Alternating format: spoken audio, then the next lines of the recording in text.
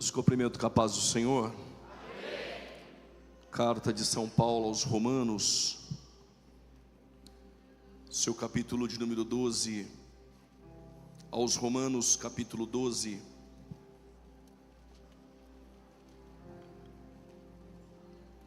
Glória a Deus. Você que trouxe sua Bíblia, Romanos, capítulo de número 12. Nós vamos ler a partir do versículo de número 1. Quero agradecer a Deus pela sua bondade, permitir que eu pudesse contribuir neste congresso tão relevante da UMADSE. Deus abençoe a vida do pastor presidente, pastor Zilmar Miguel, pastor Carlinhos, pastor Adriano, aos demais amigos e pastores e obreiros que sempre nos recebem tão bem, ao Tael e ao Lucas. Deus os abençoe pela confiança.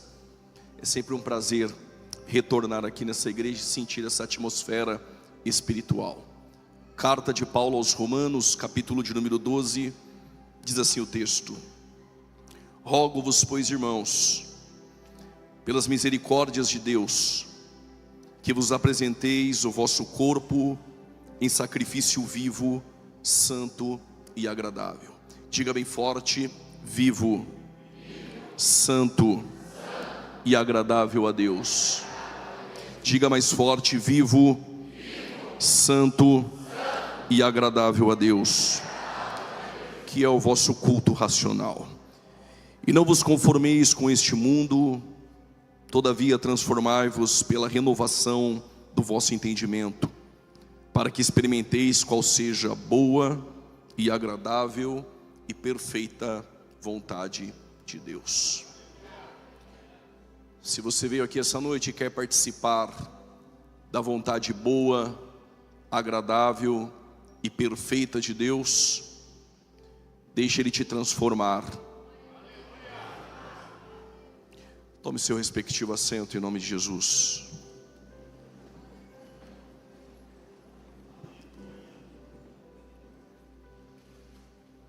Aldersgate é uma rua antiga ali em Londres, e nessa rua estava um missionário. Esse missionário, ele estava um tanto que desanimado, e nessa rua de Londres ele sentou para ouvir uma mensagem. No diário deste missionário, um dia ele foi evangelizar a América, e ele falou no seu coração: estou ganhando os índios a Deus, mas quem ganhará a minha alma? Este missionário estava levando o evangelho a uma tribo indígena, e esse missionário escreve no seu diário: estou indo para a conversão de índios, mas quem irá me fazer converter? E nessa rua de Londres, esse missionário está sentado, e de repente alguém começa a ministrar o prefácio de Romanos, escrito por Martinho Lutero. E John Wesley, ele diz que naquele dia ele sentiu algo que ele nunca havia sentido. Sensível ao toque da graça, ele sentiu os seus pecados sendo perdoados. Lendo somente o prefácio, ouvindo o prefácio de Lutero aos Romanos.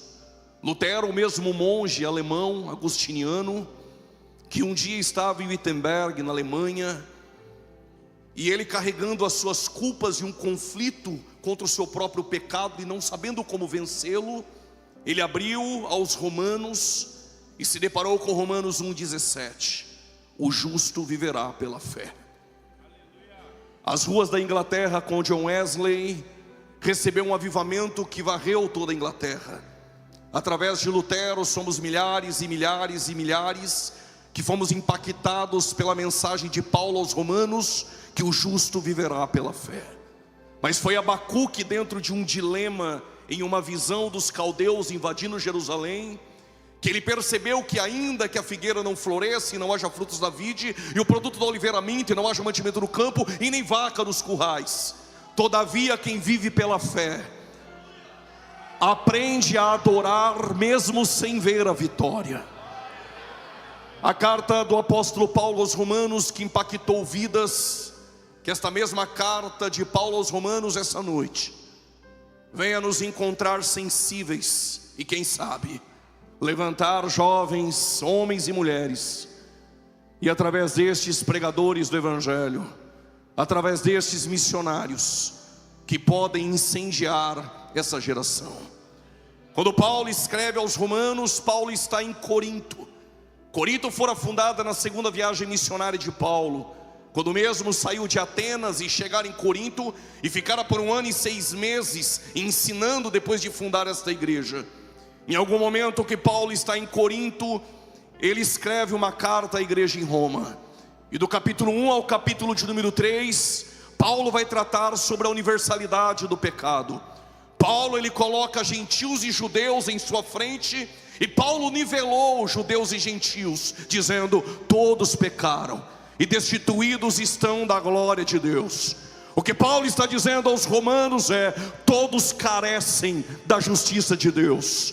Não há grego e não há judeu que não necessite da justiça, porque todos pecaram. Na verdade, a mensagem de Paulo para nós essa noite é: ninguém nasceu em berço evangélico, ninguém nasceu salvo. Todos nós estávamos destituídos da glória de Deus e necessitamos da justiça e do poder do Evangelho. Este mesmo Evangelho que impactou Paulo, circuncidado ao 8º dia, segundo a lei, fariseu, segundo a justiça, irrepreensível. O mesmo que estudou aos pés de Gamaliel, da linhagem de Hilel. O mesmo fariseu que guardava os mandamentos da lei de forma escrupulosa. O mesmo que encontrou a graça no caminho de Damasco. E a graça manifestada através da glória do dono da igreja. Paulo é lançado ao chão, porque a graça sabe nos colocar em nossos devidos lugares. E quando Paulo escreve à igreja de Roma, este mesmo Paulo que seria o doutor dos gentios, que iria padecer pelo nome de Cristo, pondera, o mesmo Paulo padeceu. Ele foi perseguido e quase morto em Damasco. Ele foi rejeitado em Jerusalém. Ele foi apedrejado em Listra. Ele foi açoitado em Filipos. Ele foi expulso de Tessalônica, chamado de tagarela em Atenas. Enfrentou falsos apóstolos em Corinto. Enfrentou as falsas feras em Éfeso.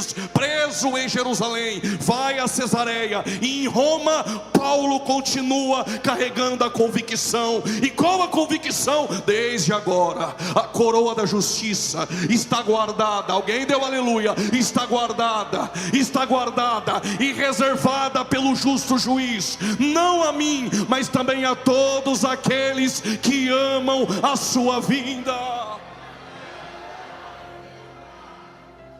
E este mesmo Paulo é como se desse um grito em Roma dizendo: este evangelho, dele eu não me envergonho, porque a cruz não é ortopédica, é essa cruz que me modela. Porque evangelho não te aceita como você é, evangelho te aceita como você está. E é desse evangelho que transforma homens, é desse evangelho que transforma caráter, é desta cruz que não é ortopédica, é desse evangelho que eu não me envergonho. E acredito que Paulo não está sozinho nessa.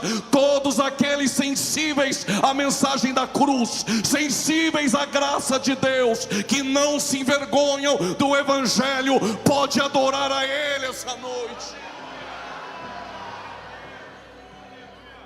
Do capítulo 1 ao 3, Paulo trata da universalidade do pecado.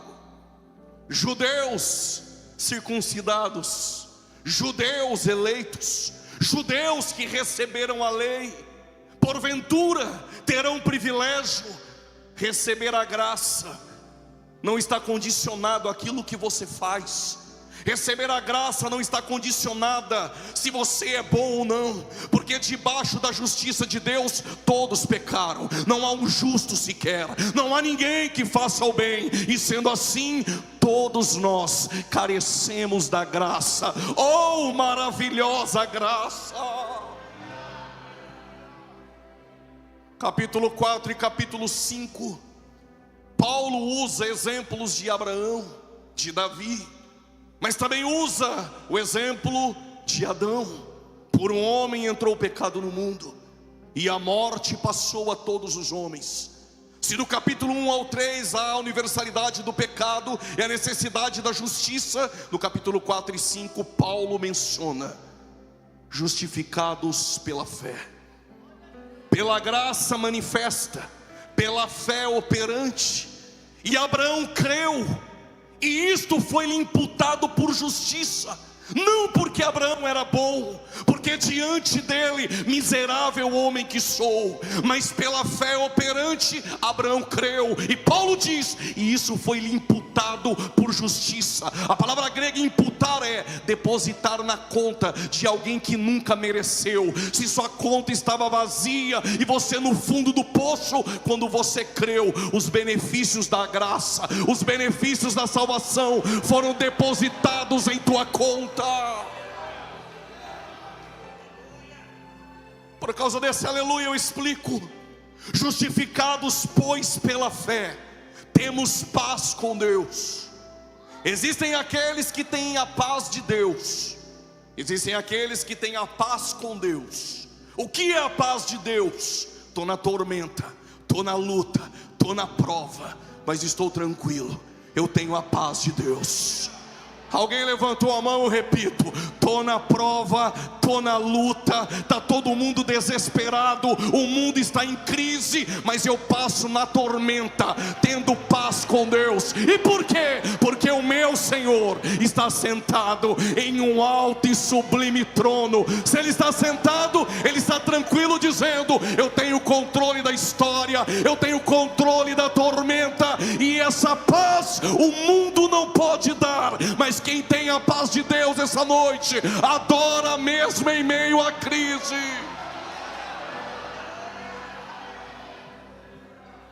Eu entendi a paz de Deus, mas e a paz com Deus? Inimigos de Deus, filhos da ira, desobedientes, ingratos, caluniadores. Não há nada em nós que seja bom. Isaías, quando olhou no lixão em Jerusalém, trapos de imundícia, tira as crianças da sala, eram panos que mulheres em seu período menstrual usavam estes panos, e depois de usados, enrolados e lançados ao lixão, cheirava mal, contraía moscas. Quando Isaías olhou, ele disse, assim é o homem sem Deus, trapos de imundícia. Estávamos longe de Deus, estávamos no opróbrio, filhos da ira e da desobediência. Mas teve alguém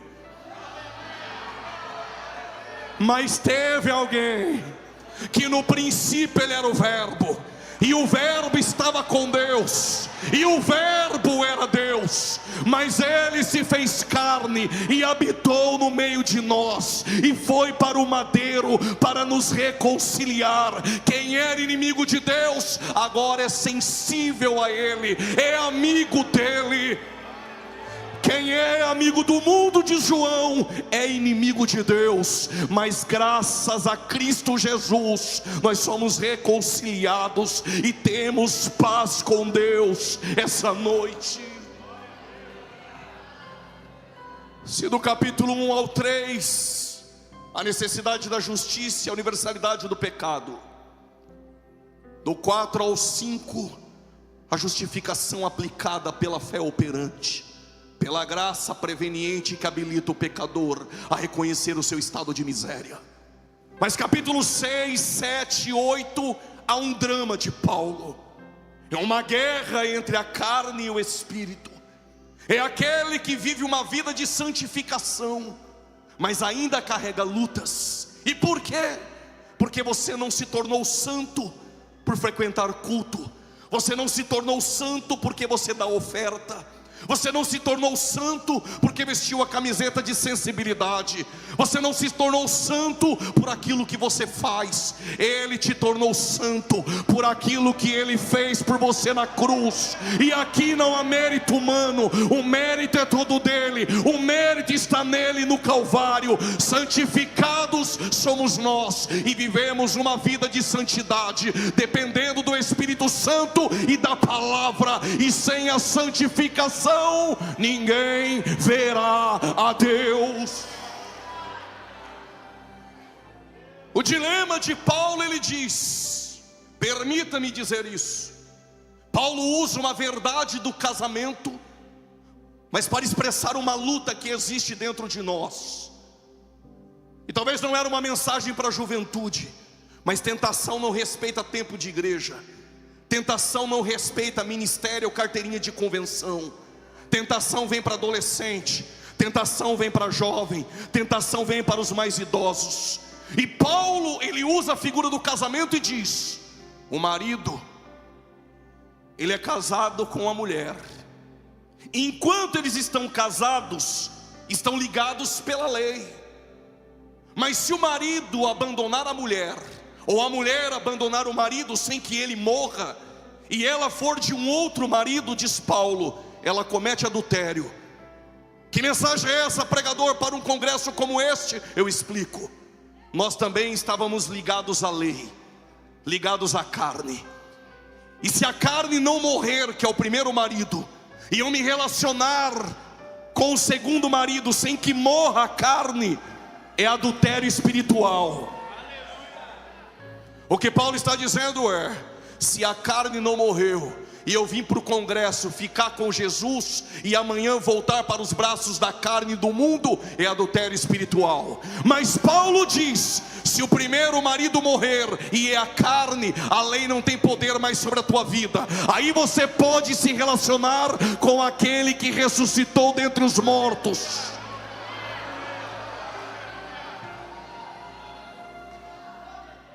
Aí Paulo entra em um dilema: o que eu quero fazer, eu não faço.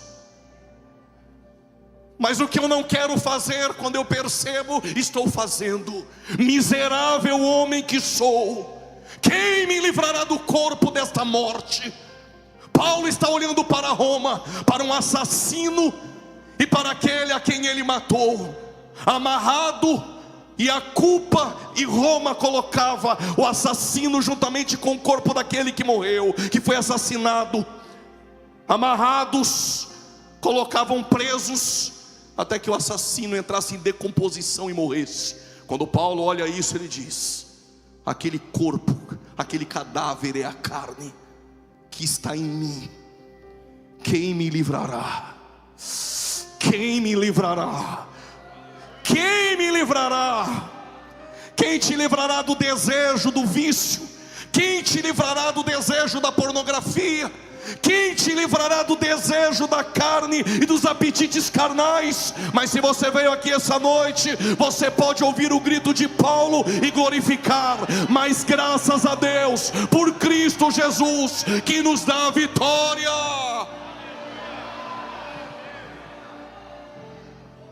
Eu deixo Tiago 1,12.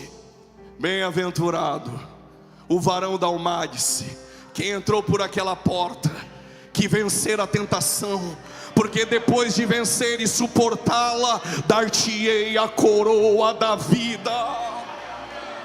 Ser fiel até a morte, e dar-te-ei a coroa da vida. Só que Paulo agora entra no capítulo 9, 10 e 11 aos Romanos. Capítulo 9, o passado de Israel. Romanos 10, o presente de Israel. E Romanos 11, o futuro de Israel. O passado de Israel, a eleição. O presente de Israel, a rejeição dos judeus para com seu rei, que é Cristo. O futuro de Israel, uma restauração. Aguarde Israel, aguarde Israel. Prepare-te, ó Israel, porque um dia o seu Salvador virá da eternidade. Mas agora Paulo chega no capítulo 12, e agora a justiça é aplicada. Aqueles que foram justificados, santificados, agora eles carregam um dever prático. E qual é este dever? Paulo diz: rogo-vos, pois, irmãos. A expressão que Paulo usa, rogo-vos, é um apelo, de forma peremptória, de forma decisiva, de forma premente, com urgência. Paulo está gritando aos romanos: rogo-vos, pois, irmãos, pela misericórdia de Deus. Ele está levando eu e você para a misericórdia de Deus. Ainda que Paulo escreva em grego, a palavra misericórdia em hebraico tem 3 expressões que a definem. Reset, Rahamim, Iraham. Raham, misericórdia, em Isaías 54:7 é útero. O que útero tem a ver com misericórdia? Para os judeus, para os rabinos, a misericórdia é o sentimento mais profundo que o homem pode ter. No entanto, Isaías faz um paralelo em hebraico, usando misericórdia como útero. O sentimento mais profundo é uma mãe gerar, e a misericórdia é um sentimento profundo. Paulo diz: rogo-vos, pois, irmãos, para o sentimento mais profundo de Deus, que em latim a miséria e cardia coração é pegar a miséria da humanidade e colocar sobre o coração de Deus, e Ele se compadece de nós. Paulo diz: rogo-vos, pois, irmãos, pelo sentimento mais profundo de Deus, que vos apresenteis como sacrifício vivo, santo e agradável. Paristeme é a palavra que Paulo usa para apresentar, e paristeme está no auristo. O que isso significa, pregador? Não estou pregando para impressionar homens, mas a riqueza das nuances em hebraico, paristeme significa se apresentar de uma vez por todas. Paulo está dizendo: rogo-vos, pois, jovens, pelo sentimento mais profundo de Deus, que vos apresenteis. Ele está dizendo: eu não quero que você se apresente neste congresso hoje e amanhã você volta a fumar maconha lá fora. Eu não quero que você se apresente aqui hoje e amanhã volta a beber cachaça. Paulo está dizendo: eu quero que você se apresente de uma vez por todas, pelo sentimento, alguém já entendeu e já levantou a mão, pelo sentimento mais profundo, se apresente de uma vez por todas.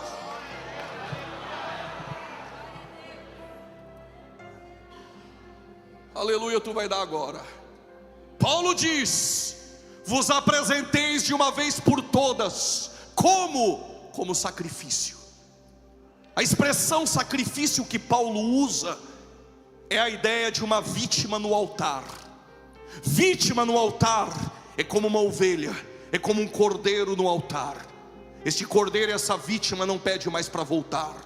Chegou até aqui, jovem, não dá mais para voltar.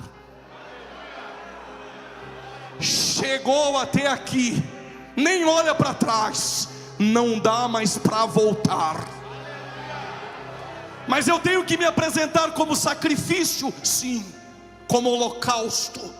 E holocausto, todo holocausto que era entregue para Deus, carregava 3 elementos. Quantos? Oblação, libação e cheiro suave. Eu explico, eu vim para isso, eu vim fazer barulho. Se você leva um animal, qual a oblação? A carne. Qual o cheiro suave? A gordura. E qual a libação? O sangue. É por isso que Paulo diz: estou sendo apresentado como libação. Apresentou o corpo, apresentou o espírito e a alma, mas o sangue de Paulo vai ser apresentado pelo gladil romano Amando de Nero. Paulo está dizendo: me apresentei por completo. O que Paulo está dizendo aos romanos é: se você for se apresentar, se apresente hoje, corpo, alma e espírito.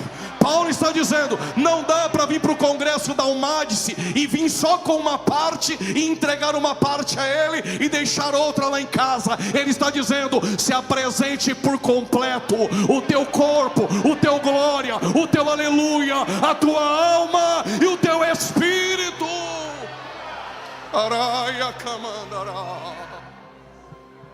Rogo-vos, pois, irmãos, que vos apresenteis como sacrifício vivo. Quando eu li isso, eu fiquei perplexo. Eu vou ter que me apresentar como sacrifício vivo? Sim, pelo sentimento mais profundo de Deus. Se apresente de uma vez por todas. Mas como sacrifício vivo, na Bíblia só tem 2 sacrifícios vivos. O primeiro é Isaac. Abraão pegou o menino, amarrou o menino, colocou sobre o Moriá. Até porque Deus não pede o que é teu, Deus só pede aquilo que Ele dá. Eu vou repetir: Deus não pede o que é seu, Deus só pede aquilo que Ele dá. Por causa daquela mão direita levantada, eu vou explicar. Deus só te pede algo hoje quando ontem Ele já deu. Permita-me sair do contexto. Penina gerou 10 filhos, Deus não pediu nenhum. E por quê? Quem gera segundo a carne, gera sem propósitos. O que é gerado sem propósito, Deus não quer. Tem gente fazendo muito, mas fazendo sem propósitos. Mas conheço uma mulher que lá no culto em Siló,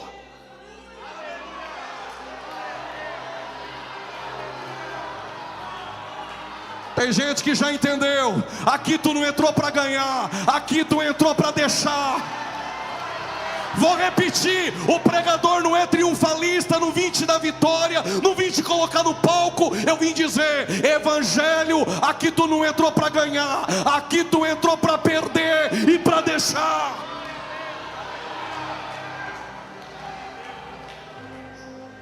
É porque Ana, todo culto ficava igual essa irmã do teu lado: eu quero, Deus não deu. Eu quero, Deus não deu. Outro culto em Siló, Deus não deu. O outro culto em Siló, eu quero, Deus não deu. Até que chegou o dia que ela entendeu o que é o reino. Ela falou: tudo bem, já entendi.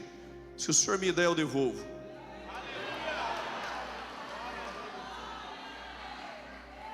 O que é gerado segundo a carne, Deus não quer.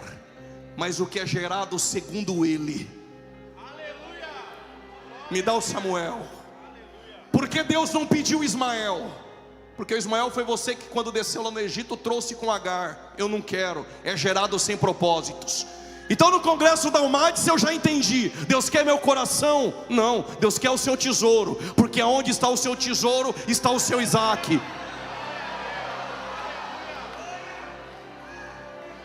Então pega o Isaac, amarra o menino e leva para o Moriá. Quando chegou no Moriá, o menino amarrado, o sacrifício é vivo. Quando Abraão levantou o cutelo, o anjo disse: pare! Eis ali o carneiro. Como os assembleanos estão no culto, eu tenho que dizer isso. Quando Abraão amarrou o menino, levantou o cutelo e viu o carneiro, agora eu entendi o que Jesus disse: Abraão viu meu dia e ele se alegrou. O que ele viu? A maquete do Calvário. É por isso que ele disse: antes que Abraão existisse, eu sou. Tu vai dar aleluia agora. Se você entrasse em uma escola rabínica, você nunca iria dizer: eu sou aluno. Você iria dizer: Hanit Talmidi, eu aluno. Por que não sou? Porque sou o que sou, somente Ele é. Quando ele disse: antes que Abraão existisse, eu sou, ele estava dizendo: eu sou antes de Abraão. Segura essa agora, você é inteligente. A expressão que Jesus usou, ego em mim, no grego, é a mesma da Septuaginta, RE, Asher, RE, de Êxodo 3,14. Pregador, não entendo nada de grego ou de hebraico, eu vou te explicar. Ele diz: eu sou antes de Abraão, eu sou aquele que falou com Moisés na sarça, e Abraão viu o meu dia, e se você não se alegrar, Abraão se alegrou. Mas é sobre isso que eu quero falar. Quando Abraão levantou o cutelo, o sacrifício é vivo. O anjo disse: pare, eis ali o carneiro. Se o sacrifício é vivo, por que Deus não aceitou? É vivo, mas não é santo, e não é agradável. Mas eu conheço um sacrifício vivo. Parece que alguém aqui conhece. Tem alguém lá no fundo que conhece. Tem alguém aqui que já manifestou que conhece Ele também. Me parece que aqui também tem alguém que conhece esse sacrifício vivo. Ele deixou a eternidade. Quem é Ele? Não teve por usurpação ser igual a Deus, mesmo sendo em forma de Deus. Pregador, mas se Ele era em forma de Deus, então Ele não era Deus. Tem duas palavras gregas para forma. Se você morasse em São Paulo, quando eu disser a primeira, tu já sabe, é rolo. A primeira no grego é esquema. Esquema até parece ser, mas não é. Tem gente que até parece ser, mas não é. Tem até boa oratória, mas não é. Faz até um cutuca teu irmão, fala para 2 ou 3, mas não é. Engrossa até a voz da pregação, mas não é. Tem até movimento, mas não é. Tem até entretenimento, mas não tem Bíblia. Tem movimento, mas não tem presença. Mas a Assembleia de Deus está procurando Bíblia, está procurando presença.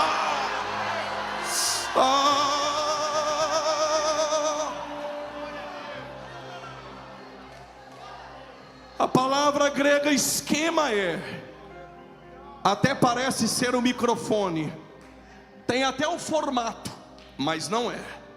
Mas tem outra palavra grega que é morfê. Morfê é o mesmo formato, a mesma essência. Quando Paulo diz aos Filipenses, sendo em forma de Deus, ele não usou esquema, usou morfê. Ele está dizendo, sendo em forma de Deus, é Deus, continua sendo Deus, para todos sempre é Deus. Esvaziou-se de si mesmo. A palavra esvaziar, kenosis, não é deixar de ser Deus. Abriu mão dos privilégios, foi obediente até a morte de cruz, semelhante aos homens, como doulos, escravo. Sabe o que Paulo está dizendo? Sendo Deus, ele desceu na degradação humana, entre o pior dos pecadores, eu e você. Mas este sacrifício que vai para a cruz é vivo. A pergunta que permeia essa noite na Almade-se é vivo? E ele é santo? 2 Coríntios 5:21, Paulo diz, ele não cometeu pecado. 1 Pedro 2:22, Pedro diz, nele não há pecado. João 6:69, João diz, ele é o santo de Deus. Hebreus capítulo 4, versos 15, em tudo foi tentado, mas sem pecado. Alguém neste congresso poderia dizer, eu protesto, pregador. E por quê? Porque o Paulo, o Pedro, o João e o autor aos Hebreus, que disseram que ele não tem pecado, que ele é santo, joga no time de Jesus, então não vale. Então eu vou trazer 4 que jogavam contra. 4 da oposição, sempre tem oposição. O primeiro, Mateus 27, Judas disse, traí, sangue inocente. Não dê glória não, está 4-1. A mulher de Pilatos, me perdoe Pilatos pela intimidade, Claudinha Prócula disse, tive um sonho e sofremos por causa do sangue desse justo. Segura o glória, 4-2. Pilatos lavou as mãos e disse, ele é justo. Tem um ladrão na cruz.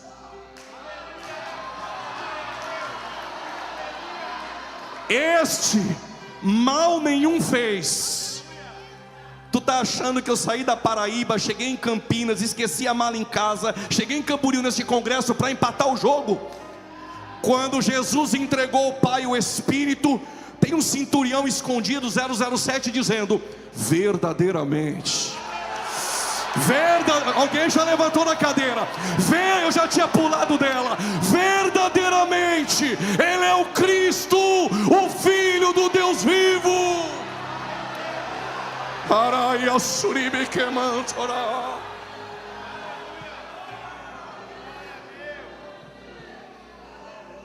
Quem é Ele?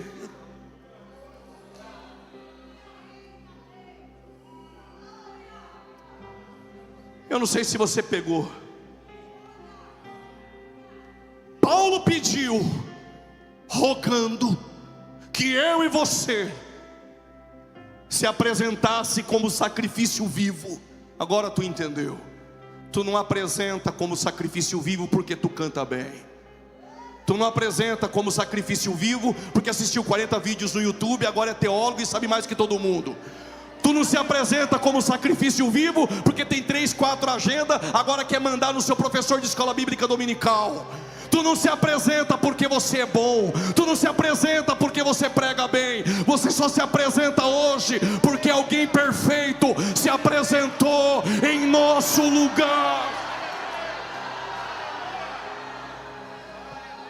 Estou sentindo uma graça essa noite.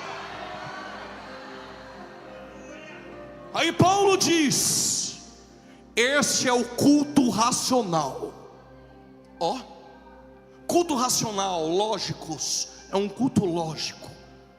Mas o culto racional, Paulo não está dizendo que é só um culto com entendimento, é um culto completo. Mas o culto completo de Paulo é: quando eu me apresento, eu já estou cultuando. Se tu não entendeu, eu explico. Culto para Paulo não começa às 19 horas e termina depois da bênção apostólica. Culto é dentro do Uber, culto é lá no meu trabalho, culto é passando roupa, culto é dirigindo o carro, culto é tomando banho. Quando eu me apresento a Ele, eu já estou adorando a Ele.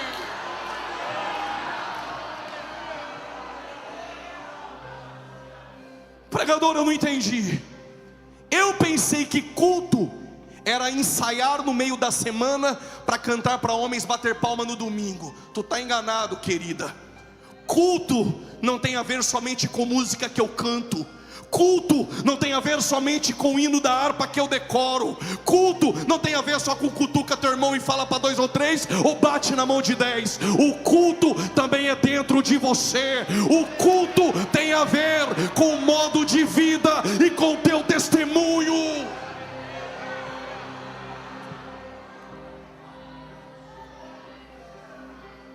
Como eu não vim para fazer amigos, mesmo que alguém não esteja gostando, eu vou repetir: culto não é só ensaiar no meio da semana para cantar domingo. Culto é testemunho, culto é conduta de vida, culto é viver o Evangelho em sua plenitude.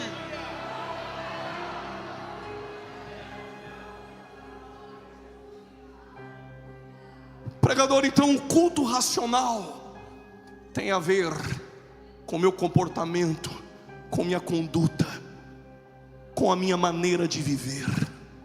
Aí Paulo continua: não vos conformeis.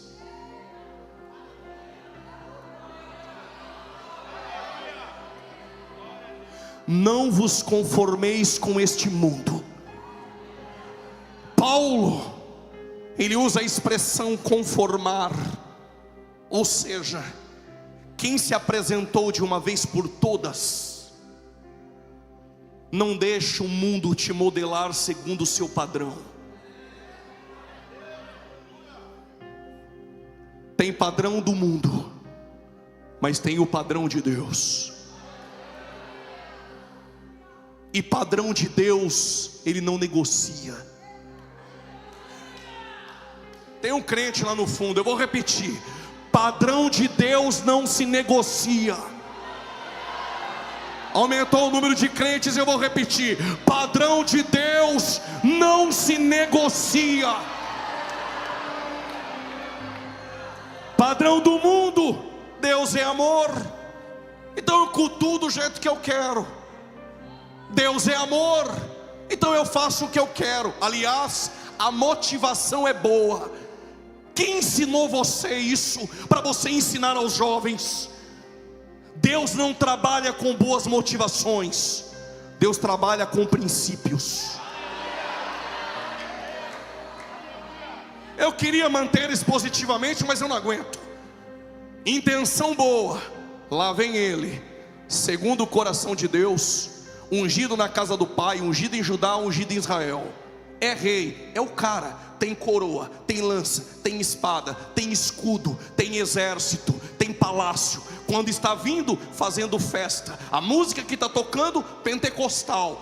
A motivação é boa. E por quê? Está trazendo a arca estava esquecida, agora está trazendo. Está trazendo aonde? A motivação é boa. Deus é amor, Ele aceita. Está trazendo aonde? Ele inovou, e a igreja está querendo inovar. Está tirando a presença do ombro dos levitas e está colocando em carros novos.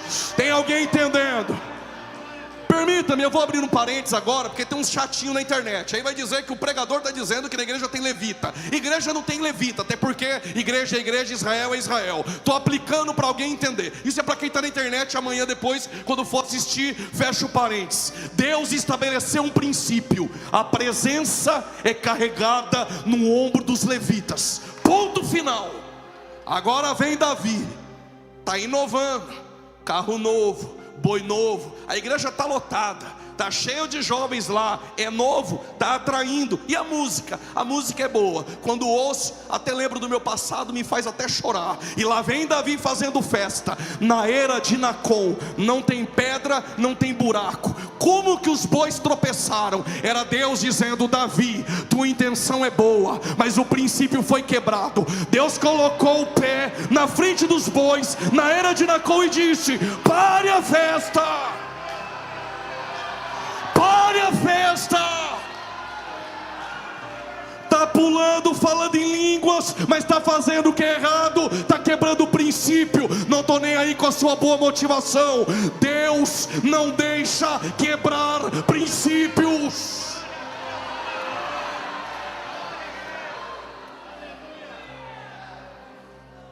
Mas aí tem sempre alguém na internet, é tipo usar. Agora o usar vai colocar na internet. Gente, pare com isso. Deus é amor. Esses crentes pentecostal é quadrado, redondo. É esse mundo que facilita. Houve uma ruptura em usar, e Deus disse: volta, Davi, e traga da maneira que eu quero. Não vos conformeis com este mundo.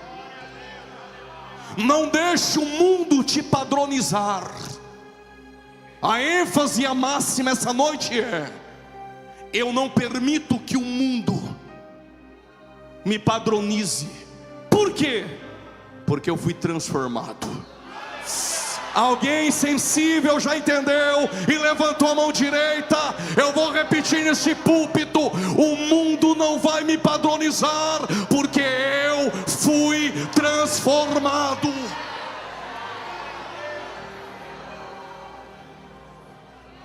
Eu sou pregador, mas eu também gosto do ensino. A palavra transformar que Paulo usa é metamorfô. Sabe a metamorfose? A palavra metamorfô é a mesma no Monte da Transfiguração, em Marcos 9, Lucas 9 e Mateus 17. Quando Jesus foi transfigurado, a expressão é metamorfô.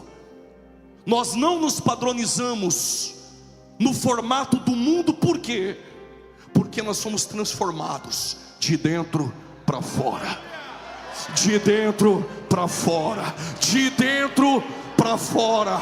De dentro, só quem foi transformado. De dentro para fora. Enquanto quem foi padronizado no padrão do mundo está dizendo lá fora, a Bíblia precisa ser atualizada. Quem foi transformado está gritando: ela é inerrante, inspirada, inexorável, irrefragável, absoluta. Enquanto quem não foi transformado e foi padronizado no padrão do mundo está dizendo lá fora: Deus agora é mãe. Mas quem foi transformado está dizendo: a minha Bíblia diz que Deus é Pai, Abba Pai, Ele é Pai.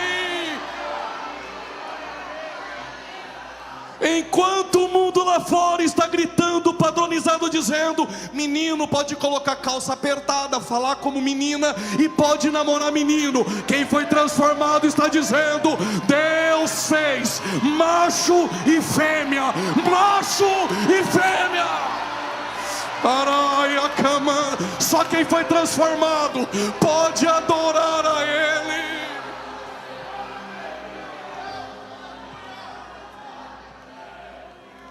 Quem se conforma com este mundo, lá na casa do seu pai está dizendo: a verdade é relativa, o que para você é verdade, para mim não é. Mas quem foi transformado está dizendo: esta palavra, mais atual que o jornal de amanhã, ela é a verdade absoluta. Vou repetir: absoluta.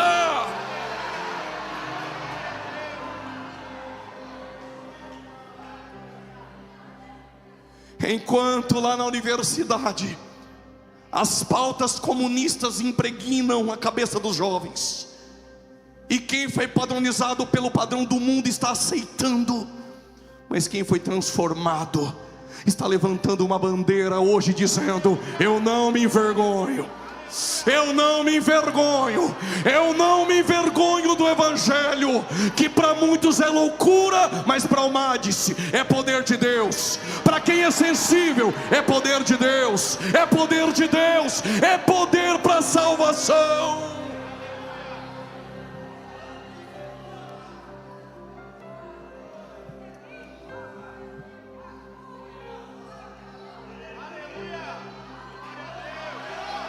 Tem os transformados aqui.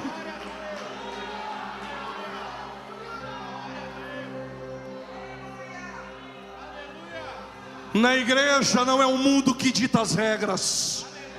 Na igreja, aquela que é suficiente, absoluta, é que dita a palavra de Deus. Passa céus, passa terra, mas a palavra permanece.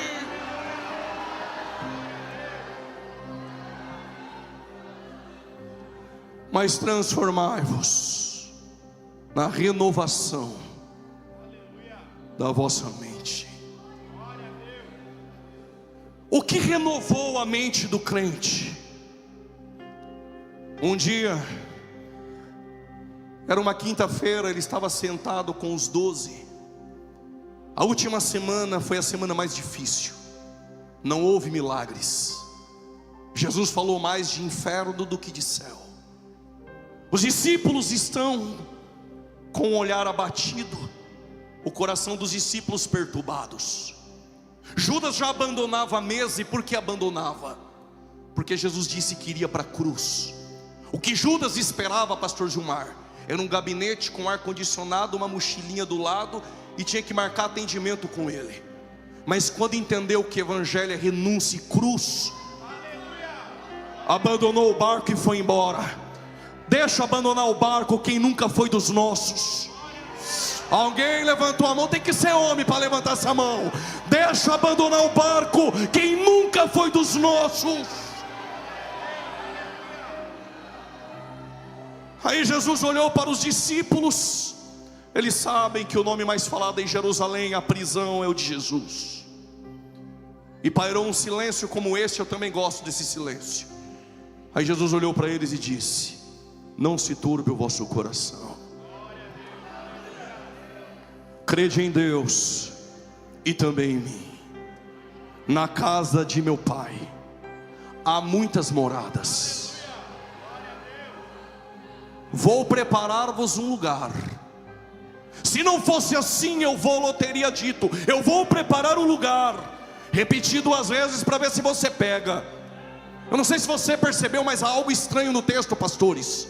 Se na casa do Pai já há morada, o que ele foi preparar? A palavra preparar no grego é, enche o pulmão de ar aí, preparar o caminho para um viajante que vem de longe. O que ele está dizendo é: na casa do meu Pai já tem morada. Eu vou preparar um caminho para vocês virem depois. Que caminho é esse? Eu não sei se você vai pegar. É o caminho do último do Santo dos Santos, que é o ventre de uma virgem. Tira as crianças da sala, eu vou repetir só entre nós. O caminho começa desde a eternidade e percorre o último do Santo dos Santos, que é o ventre de uma virgem.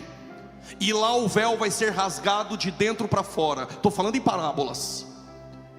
O caminho do Getsemane, o caminho do Gólgota, o caminho das dores, o caminho do sepulcro, o caminho da ressurreição, o caminho da sua ascensão aos céus.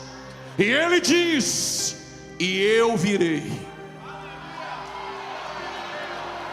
e eu virei, e vos levarei para mim mesmo. Para onde eu estiver, estejais vocês também.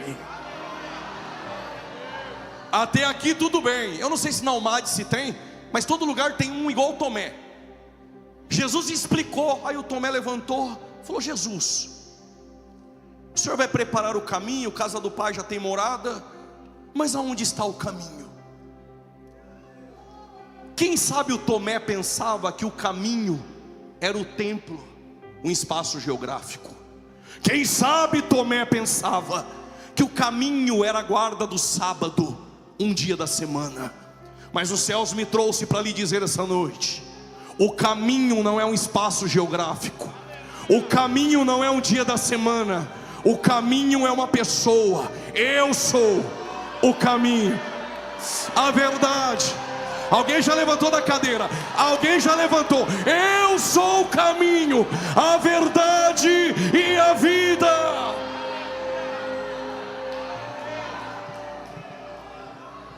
Se não bastasse o Tomé, parece aula de teologia. Vou parafrasear. Filipe levantou a mão. Então nos apresenta o Pai. Aí Jesus falou: Filipe, quem vê a mim vê o Pai.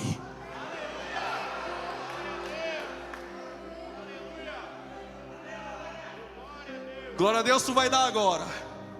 Ele está dizendo: Filipe, quem vê a mim vê o Pai. Ou seja, eu, o Pai e o Espírito Santo somos um. Mas eu vou subir a súbito aos céus e vou deixar alguém para que vocês sejam um, assim como nós somos um. Eu irei, mas não te deixarei órfão, jovem. Está com crise de identidade, aquele quarto que te escraviza à noite. Eu não te deixei órfão. Estou indo para o meu Pai, mas vou deixar o outro Consolador. A palavra outro pode ser no grego héteros ou alos. Ou seja, Gálatas 1:8. Se alguém subir no púlpito da tua igreja falando bonito, mesmo que tenha seguidores, marketing, compartilhamento, mesmo que tenha inscritos no canal, mesmo que seja boa pinta, mesmo que seja aquele que alegra a plateia, se ele trouxer um outro evangelho, seja anátema. A palavra outro que Paulo usa é héteros, é outro de outra espécie. Mas quando se usa a expressão alos, é o mesmo, da mesma essência, da mesma espécie. Quando Jesus disse: estou subindo ao Pai, estou deixando o outro, mas é da mesma essência. E este Consolador, aqueles que se padronizaram com este mundo, disse Jesus, não pode receber. Por quê? Porque o mundo lá fora é mentira, mas este é o Espírito da verdade. E quando eu subir ao Pai, eu deixarei o outro Consolador, e ele te tornará sensível, para você lembrar de tudo quanto ele disse, e ele vai te ensinar todas as coisas. E é esse Espírito que trouxe em nós a renovação da nossa mente. E quando nós recebemos este Espírito, olhem para cá, abaixa o fundo por gentileza, toda atenção é pouca. Façamos o homem a nossa imagem, segura, conforme a nossa semelhança. É um padrão, é um formato, na semelhança de Deus, o padrão moral de Deus. Este é o homem. Mas como é jovens, eu vou facilitar. A minha avó e a tua bisavó, com certeza lá na sua casa, ou na casa dela, você já viu isso. Passa de mãe para filha. Você vai usar também. Tem uma forma de assar bolo, antiga que só. Um dia essa forma caiu no chão, pode ter certeza, e é torta, mas não joga fora. E todo bolo que assa nela sai torto. A primeira forma que Deus fez no homem foi uma forma perfeita. Mas quando Adão caiu, ele deixou uma dívida na mesa de Deus impagável, e a primeira forma entortou. todas as outras formas que estão em Adão vão sair tortas. Todos os bolos saem tortos. Mas vem na cruz um segundo Adão.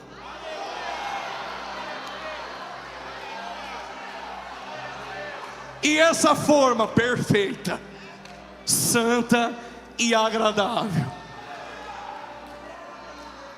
E todos que nele crê terão uma forma que estava deformada, agora transformada, padronizada no padrão dele. Esta é a renovação da nossa mente. Para você entender melhor, Paulo diz: ele nos libertou e nos transportou. Segura, transportou é mitisteme, significa remover de um lugar e levar para outro. Ou seja, Deus não te leva para um ambiente sem que antes Ele não tenha preparado. Ele colocou Adão num ambiente perfeito. Quando a forma entorta, ele sai desse ambiente e vai para um ambiente de trevas. Mas agora vem uma outra forma perfeita. Para quê?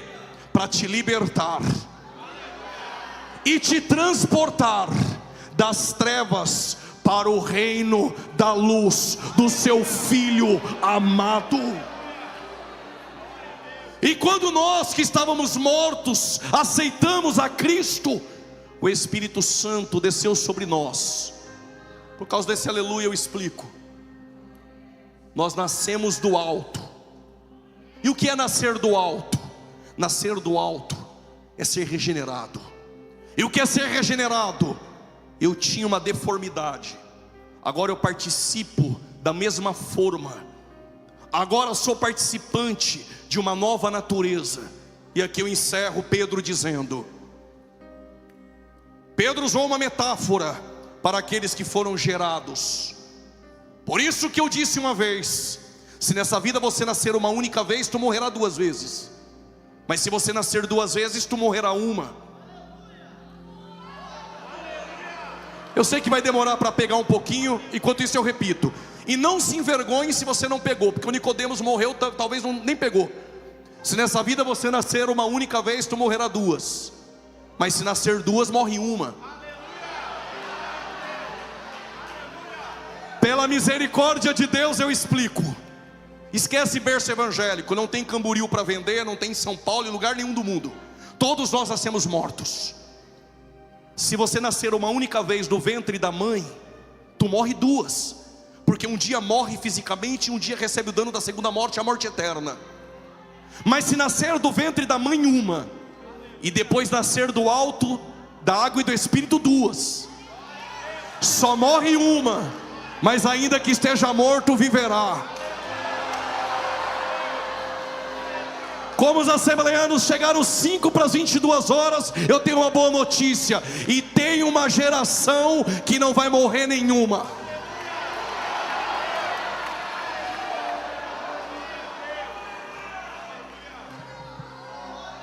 Vocês me aguentam mais 3 minutos, eu encerro. Aí Pedro diz, vou parafrasear o que Pedro parafraseou. Não sei se você entendeu, talvez nem eu. Pedro diz: se pegar uma porquinha, levar para dentro do seu condomínio, aqui em Bombinhas, dar um banho nela, talquinho, lacinho e colocar nominho nela e deixar dentro do seu quarto, o dia que a porquinha escapar, Pedro diz: volta para a lama. Aí Pedro diz: se pegar um cachorrinho, um maltês, dar um banhinho no pet, lacinho, nominho, levar para passear, fazer xixi lá fora, enfim, no dia que ele comer algo e passar mal, sabe o que Pedro disse? Ele vomita e come do vômito. Não diga credo, porque credo significa eu creio. Sabe o que Pedro está dizendo? E aqui eu encerro. Quem é sensível e tem a sensibilidade vai pegar aqueles que se apresentaram de uma vez por todas, aqueles que foram transformados, renovados no entendimento, não volta mais para a lama e não come mais aquilo que vomitou. Só quem foi transformado, vou repetir, só quem foi transformado